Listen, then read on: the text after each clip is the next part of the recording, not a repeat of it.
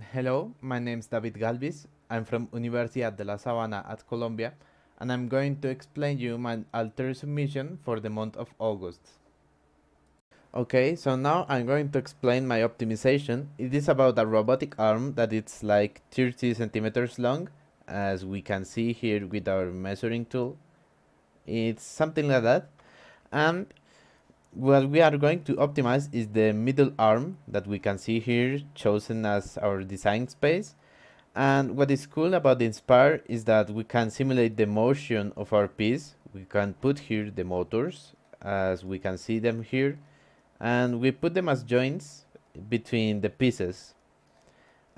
We ground this part, the base of the robot, and something that we have to take into account is that when we apply a design space, we can't apply forces to the design space.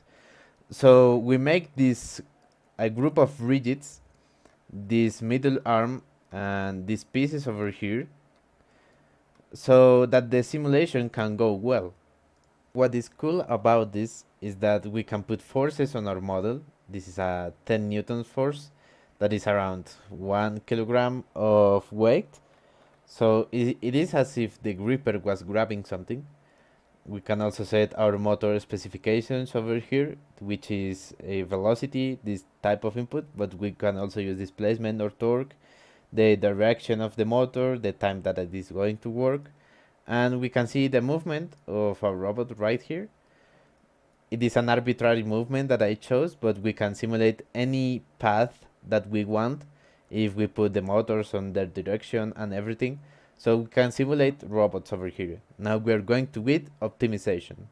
So if we're going to optimize our piece, first we need to have run our motion simulation of our piece. Without it, we're not going to be able to open this panel. This is the optimization panel. It is exactly the same as the static case with the difference of the loads, because we have loads that depend of time, and we are going to set our objective as reducing 55% of the volume. And when we execute it, we can see this model right over here. It has this shape on the arm, and what we can see here is that on this panel over here is the mass, and it is 0.059 kilograms.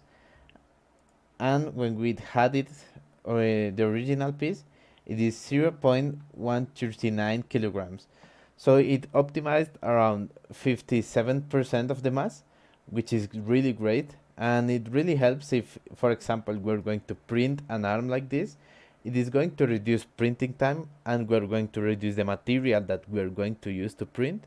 So it also can help you to get cheaper solutions. For example, a robotic arm that you want to make, you can see which is the best option to reduce your mass and also get the strength that you need so that the model doesn't fail. We can also run movement on our optimized piece, as we can see here, and we can also see with Inspire the forces that are on the joints. As you can see here, it shows us the moments and the forces by the time that it is going to move. So we can see that at the start it has the greatest loads, and then it reduces. So it optimized according to the highest loads that it could find. And well, we can also simulate with our optimized piece. So now I learned that we can also use Altair Inspire to simulate dynamic models and to optimize pieces of it.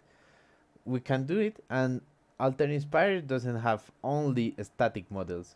We can use this to simulate, for example, this robot that they simulated, but we can do it to anything that we want and anything that we can simulate and anything that we can optimize.